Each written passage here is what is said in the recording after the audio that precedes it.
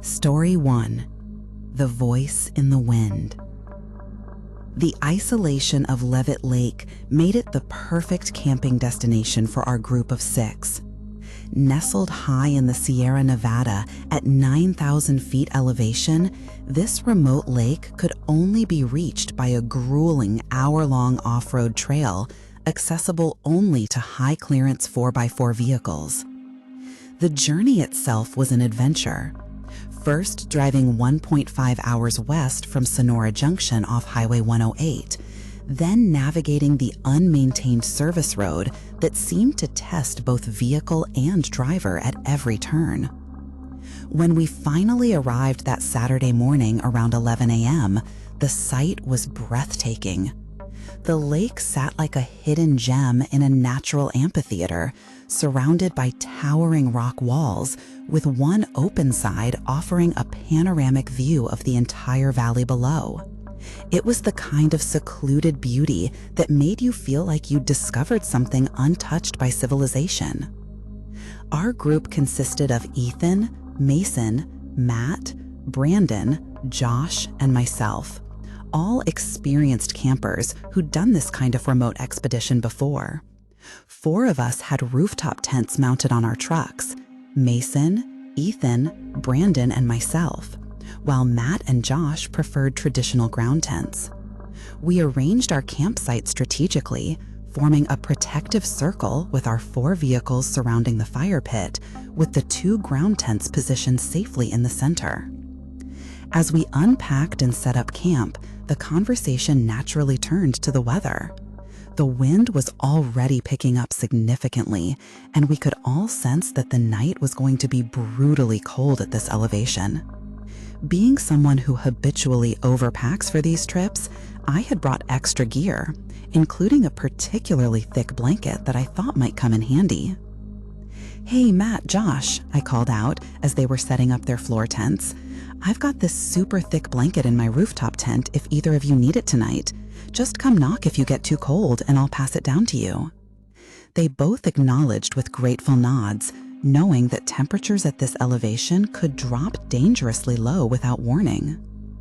As evening approached, we built up a substantial fire and spent hours sharing stories, jokes, and enjoying the incredible starry sky that only comes with being this far from any light pollution.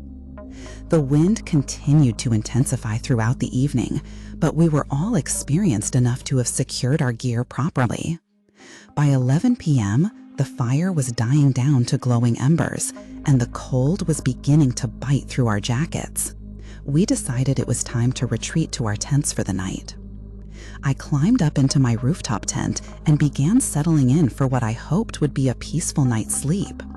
However, within minutes of us all turning in, the wind began to escalate from merely strong to absolutely ferocious. This wasn't the steady mountain wind we'd experienced earlier. This felt like being caught in the eye of a storm. My entire truck began shaking violently beneath me, the rooftop tent swaying back and forth with each powerful gust. The sound was deafening, like standing next to a freight train. Despite the chaos outside, exhaustion eventually overtook my anxiety, and I managed to fall asleep somewhere between 1:30 and 2 a.m. But my rest was short-lived. I woke up suddenly, my heart already racing before I was fully conscious. Through the howling wind, I had distinctly heard Matt's voice whispering my name. Not calling out loudly to compete with the storm, but whispering as if he was right outside my tent. I knew Matt's voice well. We'd been friends for years, and I was absolutely certain it had been him. But something felt wrong. Deeply, instinctively wrong. I lay there in the darkness, listening intently. There had been no flashlight beam dancing across my tent walls, no sound of footsteps crunching on the rocky ground, no knock on the tent ladder. Just that wisped call of my name, barely audible above the wind, but unmistakably clear. If it's really him, I told myself, trying to rationalize the growing unease in my stomach, he'll say my name again or knock. He knows I heard him. Minutes passed. Nothing but the violent wind continued to assault my tent, the rainfly snapping and cracking like gunshots. Maybe I had been dreaming. Maybe the combination of exhaustion, altitude, and the disorienting sound of the storm had played tricks on my mind. Gradually, I convinced myself it had been my imagination and eventually drifted back to sleep. At approximately 3 a.m., I was jolted awake again by an intensification of the wind that seemed impossible. If the earlier gusts had been like a freight train, this was like being inside a tornado. The rainfly of my tent was being whipped so violently that I began to worry it might tear completely off. The sound was so loud I could barely think, let alone sleep. I sat up, contemplating whether I should brave the elements to remove the rainfly entirely rather than risk having it destroyed. As I weighed my options, listening to the fabric being tortured by the wind, I heard another voice cut through the chaos. "Alec?" This time it was Ethan's voice. Not shouting to be heard over the hurricane force winds, not the strained call of someone fighting against the elements, but spoken in a perfectly normal conversational tone. The same casual way he might call my name when we were sitting around the campfire and he wanted to get my attention for something trivial. My blood turned to ice water in my veins. Every rational part of my mind screamed that this was impossible. There was absolutely no way that any human being would be outside in these conditions, let alone speaking in such a calm, normal manner. The wind was so intense that even shouting at the top of your lungs would be nearly impossible to hear. Yet I had heard Ethan's voice with perfect clarity, as if he was standing right next to my tent.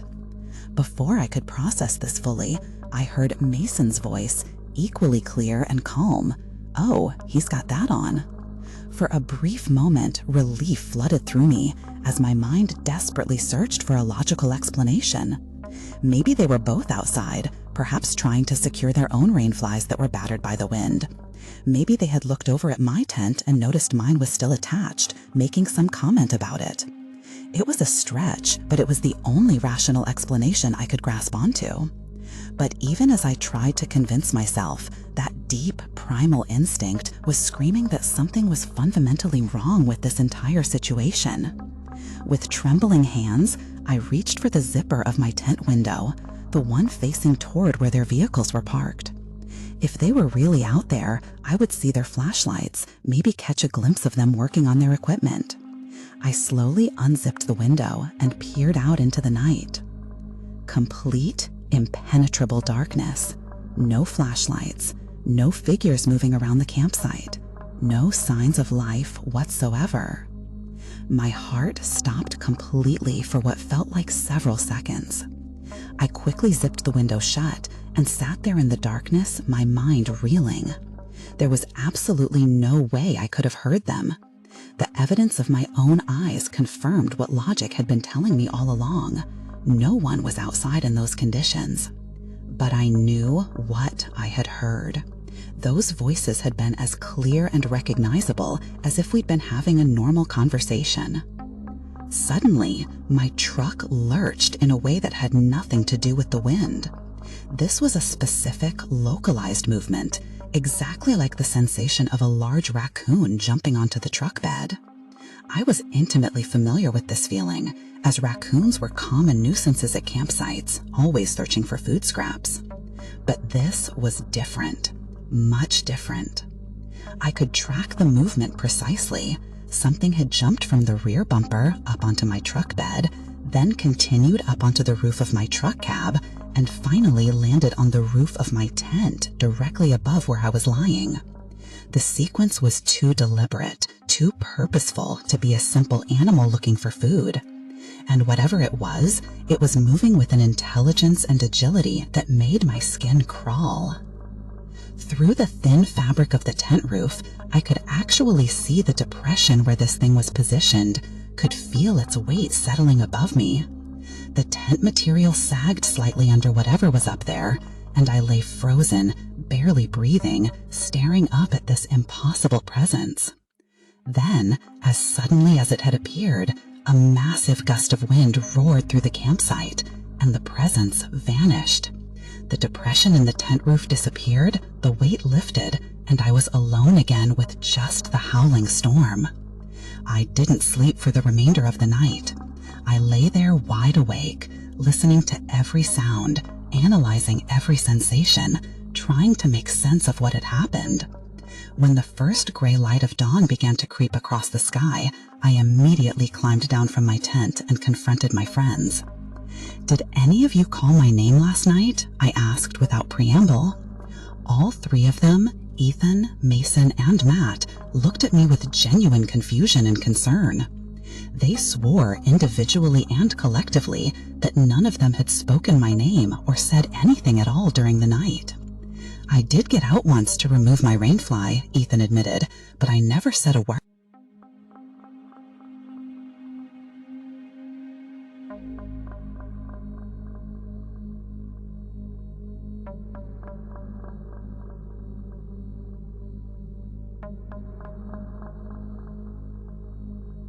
Story 2.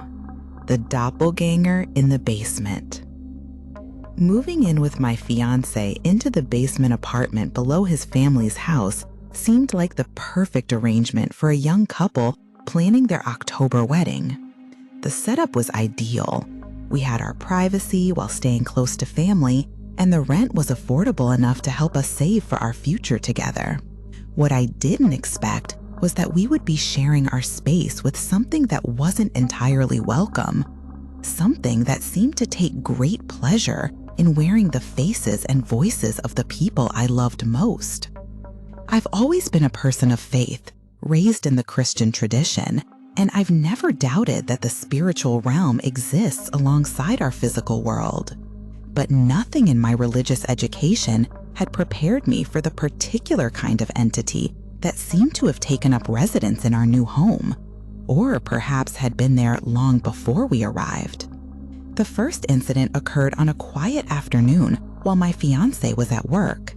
I was alone in our basement apartment, catching up on some reading, when I clearly heard what sounded like my soon-to-be brother-in-law's voice calling from the living room above. His voice carried down through the ceiling with perfect clarity, calling my name and asking if I was downstairs. This wasn't unusual. He often came down to chat or ask questions about various things, so I responded automatically. "Yeah, what is it?" I called back, setting aside my book and preparing to go upstairs if he needed anything. Silence.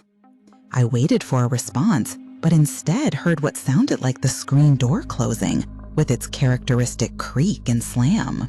Assuming he had left for some reason, I went back to my reading, but couldn't shake a nagging feeling that something had been off about the interaction. Curiosity finally got the better of me, and I decided to investigate. I climbed the stairs to the main floor, expecting to find evidence that he had been there, perhaps a note or something he had been looking for. Instead, I found nothing, no sign that anyone had been in the house at all. Concerned that there might have been some kind of emergency, I called my soon-to-be mother-in-law to check if her son had come downstairs for any reason. Her response sent the first real chill down my spine. "I asked him about it," she said, "and he swears he never came downstairs at all today. In fact, he's been working in the garage all afternoon and says he never even entered the house." I knew what I had heard. The voice had been absolutely, unmistakably his. The same tone, the same inflection, the same casual way he always addressed me. But according to him, the conversation had never happened. This disturbing incident might have remained an isolated mystery, but it was only the beginning of a pattern that would escalate over the following weeks. A few days later, while relaxing on the couch in our living room, I witnessed my fiancé walk into the bathroom and heard the door close behind him. This was completely normal, of course, and I thought nothing of it as I continued watching television. But only a few minutes later, something in my peripheral vision caught my attention. Standing just outside the bathroom door was a figure that looked exactly like my fiancé, tall, wearing the gray sleep shorts and t-shirt he'd had on earlier that day. What struck me as odd was that I hadn't heard the bathroom door open, and he appeared to be just standing there rather than moving with any clear purpose. I looked up directly to make eye contact, perhaps to ask if he was feeling all right, but the figure wasn't there. The hallway was empty, and I could still hear movement from inside the bathroom, indicating that he was indeed still in there. A few minutes later, he emerged normally, completely unaware that I had seen what appeared to be an exact duplicate of him standing outside. When I told him about it later, he listened with concern, but could offer no explanation. We both decided it had probably been some kind of optical illusion, a trick of light and shadow that my tired eyes had misinterpreted. But the incidents continued, and they began to involve my best friend as well. She had been staying over more frequently as my wedding date approached, helping with preparations and just enjoying our time together before I became a married woman. One night, as she prepared to sleep on the air mattress we'd set up in the living room, I was saying my evening prayers when I heard what sounded like her whispering my name. I paused in my prayers and asked what she needed, assuming she had a question or was having trouble getting comfortable. But she looked at me with confusion and concern. "I never said anything," she assured me. "I've been completely silent this whole time." The next morning brought another incident that left both of us unsettled. My friend was taking a shower, and I could hear the water running from the bathroom. I wasn't paying close attention to the sounds from that direction, so I didn't notice exactly when the water stopped. As I was working on my laptop, something in my peripheral vision drew my attention toward the bathroom area. Standing there was what appeared to be my friend. I could clearly see her distinctive curly hair and the tie-dye shorts and casual shirt she'd been wearing earlier. Since I knew she was in the shower, this didn't make immediate sense, but I assumed she had finished and come out while I was distracted by my work. I started to say something to her, but when I looked up directly, no one was there. The bathroom door was still closed, and I could now hear movement from inside, indicating she was still in there. Sure enough, several minutes later, she emerged from the bathroom, her hair still damp from the shower. The entity, for I was beginning to think of it as such, seemed to be getting bolder, more confident in its mimicry.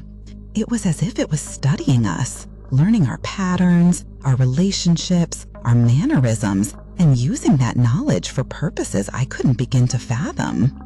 One of the most unsettling incidents occurred while I was sitting at our small dining table, enjoying a simple meal. My fiancé had excused himself to use the restroom, and I heard the familiar sound of the door closing. As I continued eating, I became increasingly aware of a presence behind me.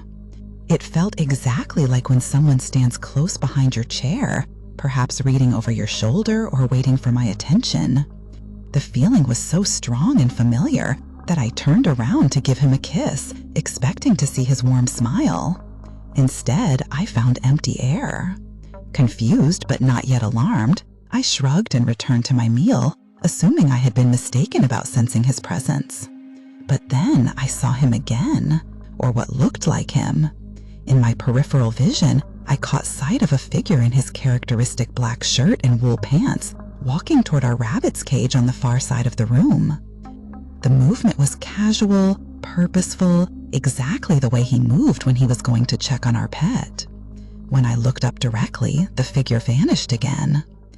These incidents of mistaken identity became more frequent and more bold.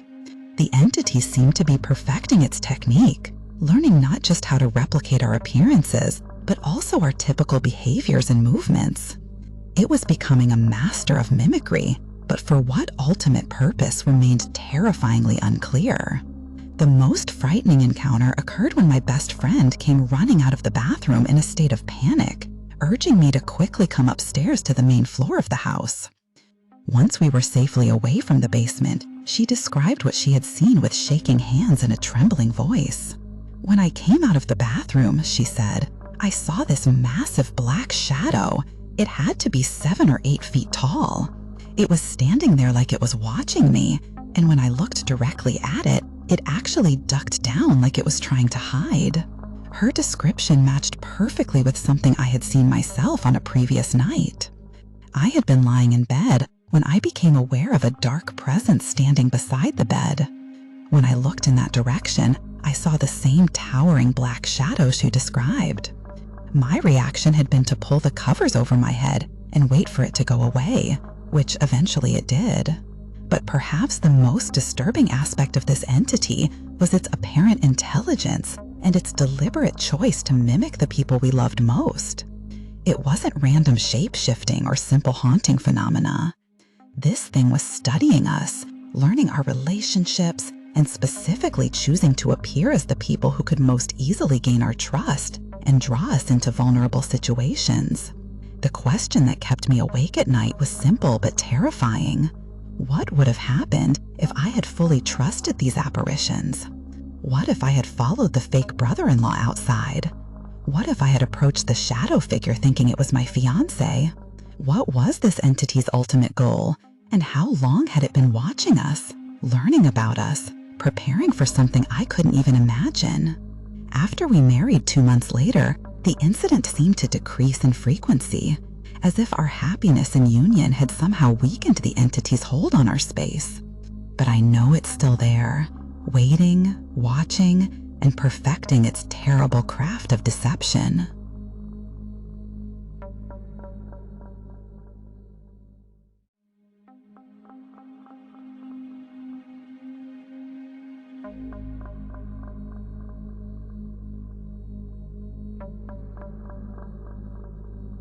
Story 3: The Voice That Knows Your Name.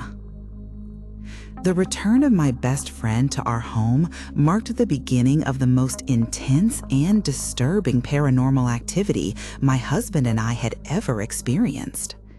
After nearly a year of marriage and relative peace, I had begun to hope that whatever entity had been tormenting us in those early days had finally moved on to trouble someone else.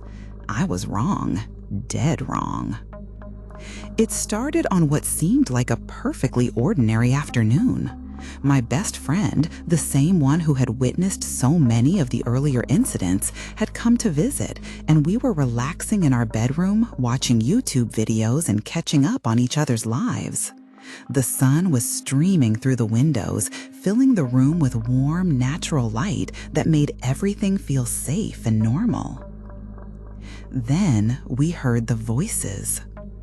At first, it sounded like my mother-in-law calling from the living room area above us. The voice was clear and distinct, carrying the familiar tone and cadence that I knew so well from countless previous conversations. It seemed like she might be looking for us or perhaps had something important to discuss.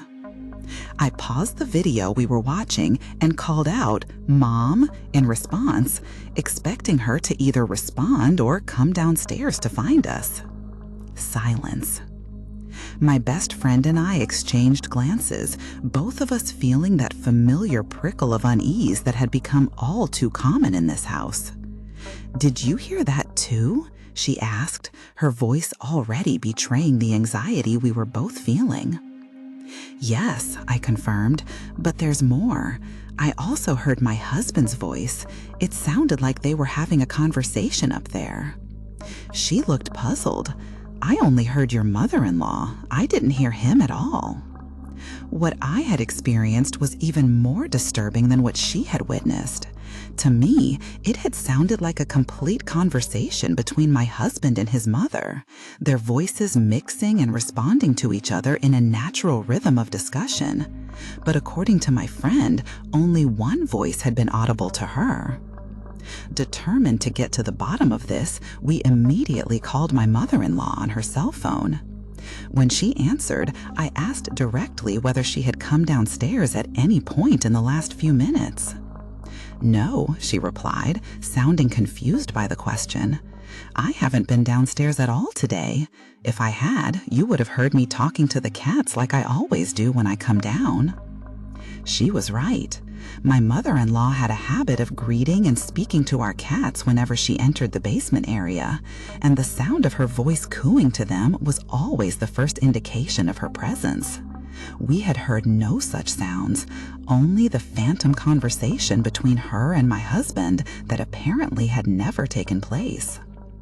This incident opened the floodgates to a series of experiences that would push both my friend and me to the very limits of our psychological endurance. My friend began texting me frantically while I was at work, describing sounds she was hearing while alone in the house. The basement door, she reported, would open and close with the distinctive creak and thud that indicated someone was entering or leaving the living area. But these sounds occurred when both my husband and I were at our respective jobs, meaning she was completely alone in the house. The phantom door activity became so frequent and so unsettling that she refused to remain in the living room during the day when we were away. Instead, she would retreat to our bedroom, claiming it was the only place in the house where she felt safe from whatever was creating these sounds. "I even brought your dogs in with me," she told me one afternoon, her voice shaking slightly. "I thought maybe they would hear what I'm hearing and react to it. If the dogs could hear it too, then I'd know I wasn't going crazy." But even with the dogs present, the sounds continued, and our pets seemed completely unbothered by whatever was causing them, which somehow made the entire situation even more disturbing. The entity's ability to mimic technology became apparent during one particularly unnerving evening. My friend and I were in the bathroom together. She refused to be alone anywhere in the house by this point, and I was playing music from my phone through a Google speaker while I took a shower. The music was serving as both entertainment and a comfort mechanism, filling the silence that had become so oppressive. Suddenly, without warning, the music stopped. This had happened before, and I knew that sometimes YouTube would automatically pause if too many videos had been played consecutively. But this time felt different. The timing was too abrupt, too coincidental with the heightened paranormal activity we were experiencing. My husband, who had been nearby and heard the music stopped, made a comment that sent chills down both our spines. "Hey, Uncle Steve must not like that music." He was referring to his deceased uncle, and while he said it in a joking manner, the implication that a departed family member might be actively interfering with our technology was deeply unsettling. But the most disturbing aspect of this renewed activity was how perfectly the entity could replicate the voices of our loved ones. My friend described hearing footsteps on the stairs leading to our basement apartment, followed by light knocking on our door that sounded exactly like my husband's characteristic knock, not aggressive or demanding, but the gentle, courteous way he would announce his presence. When she investigated these sounds, hoping to find my husband returning home early from work, she would discover that he was still hours away from finishing his shift. The footsteps and knocking had been completely phantom, yet they were so accurate in their replication that she was convinced each time that he had actually returned. One of the most psychologically disturbing incidents involved our dog Freckles, an Australian Shepherd mix who had been abandoned at the house across the street when she was young. Due to this traumatic experience, Freckles had developed severe separation anxiety and couldn't bear to be alone. We kept her crate in our bedroom for this reason, while our other dog's crate was in the living room. My friend began reporting that she could hear sounds coming from Freckles' empty crate, rustling, movement, and what sounded like a dog shaking itself off after sleep or a bath. The sounds were so realistic and so specific, they perfectly mimicked the normal sounds our dog would make when waking up and stretching in her crate. The problem was that Freckles was outside in her pen during these times, not inside the house at all. One evening, when both my friend and I were in the bedroom together, we both heard the same sounds simultaneously. The rustling and shaking seemed to be coming from directly inside the empty crate, as if an invisible dog was moving around inside it. "Do you hear that?" I asked, already knowing the answer from the look of terror on her face. "That's exactly what I've been hearing when I'm alone," she whispered. "It sounds like Freckles is in there, but she's outside." We both stared at the empty crate, watching for any sign of movement or explanation for the sounds we were clearly hearing. The crate remained empty, but the sounds continued for several more minutes before finally stopping. Perhaps the most sophisticated and disturbing aspect of this entity's mimicry was its ability to replicate not just voices, but the specific emotional contexts in which those voices would normally be used. My friend described hearing what sounded like me whispering her name from the top of the stairs, in exactly the tone I would use if I was trying to get her attention without waking others in the house. When she responded to this call and climbed the stairs to find me, I was nowhere to be found. The voice had been so perfect, so contextually appropriate, that she had been completely convinced it was me calling for her. The entity also demonstrated an ability to create interactive experiences that went beyond simple mimicry.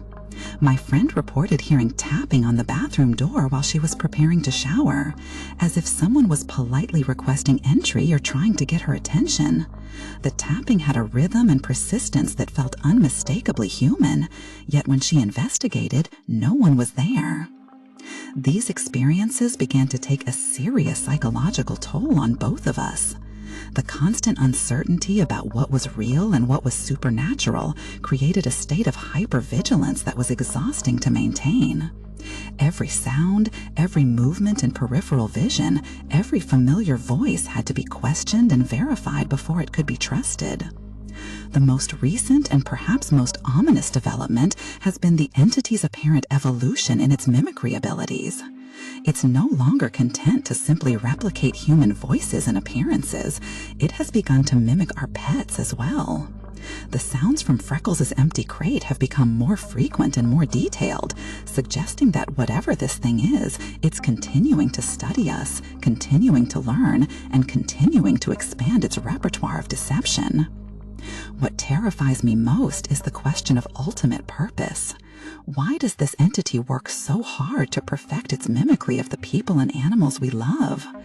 What is it trying to accomplish by drawing us toward these false representations of our family and friends? And perhaps most disturbing of all, what might happen the day we finally fall completely for one of its deceptions? The entity that shares our home has proven itself to be patient, intelligent, and constantly evolving in its methods. It knows our voices, our mannerisms, our relationships, and our vulnerabilities. It has access to our most private moments and our